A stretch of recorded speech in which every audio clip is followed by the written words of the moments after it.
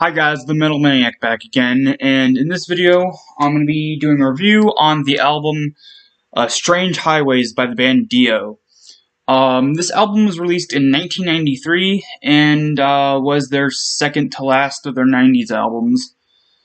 Um, so first off, I'll name off the band members. Come on.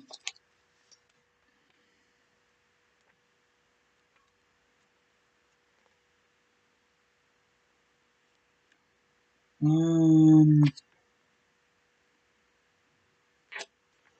I could find the credits.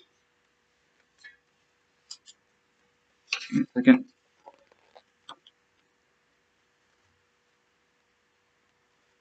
Huh.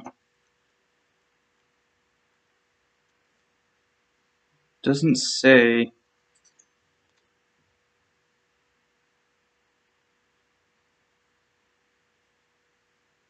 Um.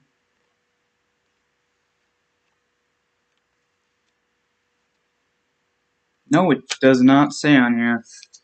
It's strange. Usually they always have the names of the band members on here.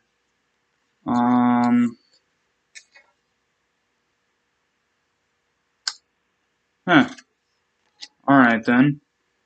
I guess we'll skip that part then. Anyway, so I guess we should get to the songs now. So the first song is Jesus, Mary, and the Holy Ghost. This one is a decent song. I love the vocal effects on Dio's voice. I love that sort of digitized, sort of almost robotic sound to his vocals. But yeah, so the first song, pretty decent song, pretty solid. I do like it. All right, next song. The next song is called Firehead. This one is honestly pretty forgettable. But yeah, just a pretty forgettable generic song. The next track, track number 3, Strange Highways, the title track. This one is okay, I guess. It's probably one of the more progressive songs on this album, but not too progressive. But yeah. Track number 4 is Hollywood Black. This song suffers from a lot of just absolutely annoying chorus repeat. And it's not even done well. It's done very poorly, and it's just a very annoying song. But yeah, track number 4 was Hollywood Black. Track number 5, Evolution. Okay, here's a pretty good song. I do really like this one. Theo's vocals are great. The overall instrumentation is great, and then that riff. There's a really cool riff in the song. But yeah, Evolution, very good. Track number 6 is Pain. This one is a pretty decent one as well. I do really like this one. It kind of has this one kind of feels like it has a fusion of classic Dio and then 90s Dio stuff. But yeah, pretty good song.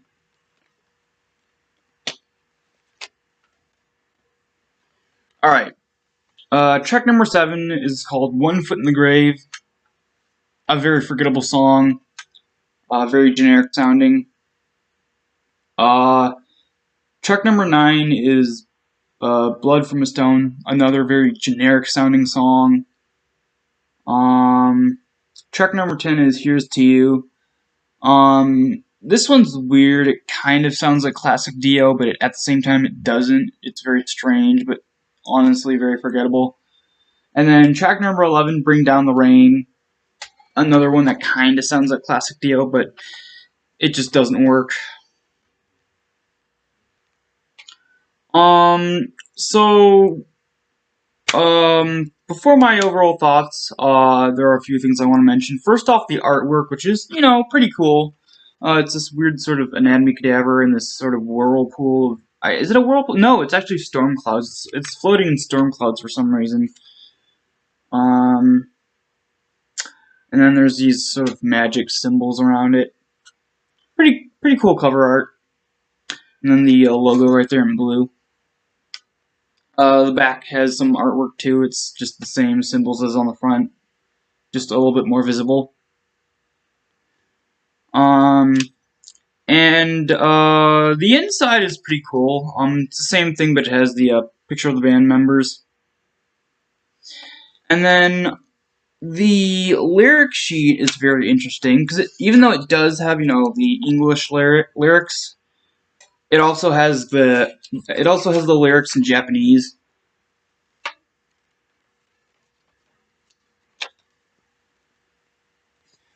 Yeah, I don't know what it is with these last couple albums I've been getting on CD that they are Japanese imports.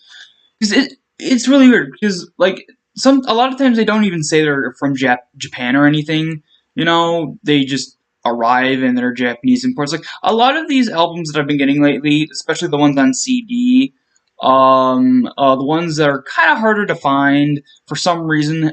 Every time they arrive, they're Japanese imports. So I don't know if like these harder to find albums. I don't know if a lot of these albums are harder to find here, but not in Japan. Maybe they sell a lot better in Japan, and that's why they're imported here. I don't know. But yeah, the last couple of CDs have been Japanese imports, or at least the last couple that were harder to find stuff. But yeah.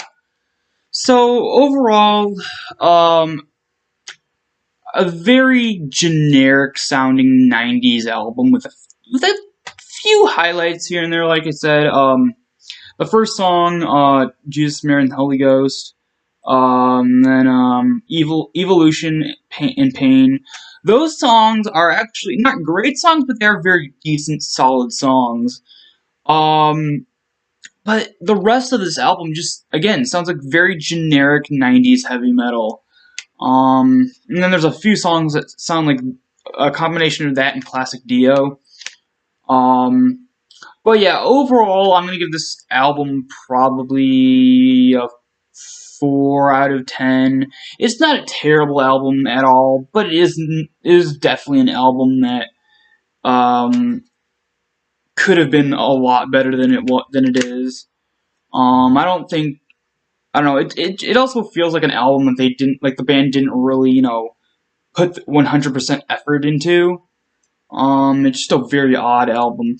Here's the thing. I love the heaviness of it, and I love Dio's vocals, but those two great things, can't really save this album from being just, you know, a very bland album.